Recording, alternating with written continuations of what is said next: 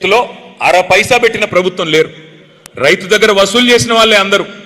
భూమి శిస్తు పేరు మీద, నీటి తీరువా పేరు మీద, విద్యుత్ బిల్లుల పేరు మీద రైతు దగ్గర తోలు వలిచి వసూలు చేశారు. ఆఖరికి రైతులు అప్పులు కట్టకపోతే మోటార్లు ఎత్తుకుపోయిన రోజులు, స్టార్టర్లు ఎత్తుకుపోయిన రోజులు. ఆ రోజుల్లో అంజుమన్ బ్యాంక్ అని ఉండేది, మరి ఇప్పుడు ఉన్నట్టుంది. కానీ చివరికి తలుపులు కిటికీలు ఎత్తుకుపోయిన రోజులు కూడా ఉన్నాయి. లోన్లు కనుక కట్టకపోతే మీకు కొంతమందికి పెద్దవాళ్ళకి తెలిసి ఉంటుంది. అట్లాంటి రోజుల నుండి 2014 తర్వాత తెలంగాణ రాష్ట్రం వచ్చిన తర్వాత మొట్టమొదటిసారి దేశ చరిత్రలో ఒక నాయకుడు రైతుకి పెట్టుబడి సహాయం చేయాలని చెప్పి ఆలోచన చేసి ఒకసారి కాదు, 2 సార్లు కాదు, 11 సార్లు నాట్లేసే టైం వచ్చింది అంటే మీకెవ్వరికి దండం పెట్టే అవసరం లేదు, దరఖాస్తు పెట్టే అక్కర్లేదు, దఫ్తర్లు తిరిగే అవసరం లేదు. ఫోన్లన్నీ టింగు టింగు టింగు మని మోగి 70 లక్షల మంది రైతుల ఖాతాల్లో 73,000 కోట్లు వేసిన నాయకుడు భారతదేశంలో మన నాయకుడు కేసీఆర్ గారు.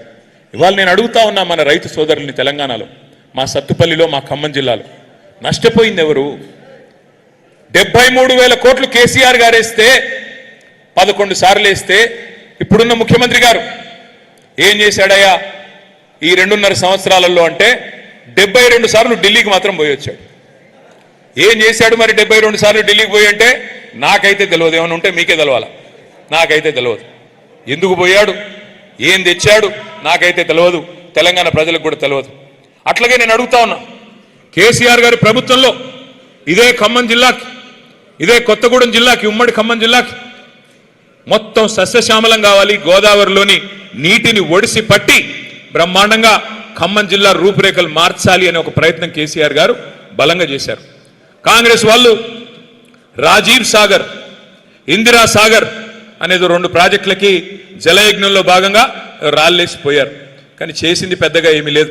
కానీ కేసీఆర్ గారు ఎవరో నాయకుల పేర్లు, తెలంగాణకు సంబంధం లేని వాళ్ళ పేర్లు ఎందుకని చెప్పి ఆలోచన చేసి మీ జిల్లా మొత్తం తెలంగాణకు ఆరాధ్య దైవమైన భద్రాద్రి సీతారామ స్వామి వారి పేరు మీద సీతారామ ప్రాజెక్ట్ అని పెట్టి మన జిల్లాకి 7 లక్షల ఎకరాలకి, కొత్తగా 4.5 లక్షల ఎకరాలకి కొత్త ఆయకట్టు స్థిరీకరించడానికి, ఎన్ఎస్పి కింద ఉండే కాలువల కింద ఉండే వ్యవసాయాన్ని స్థిరీకరించడానికి 2.5 లక్షల ఎకరాలకి, మొత్తంగా 7 లక్షల ఎకరాలకి సాగునీరు అందించే ఒక బృహత్తరమైన యజ్ఞానికి శ్రీకారం చుట్టారు.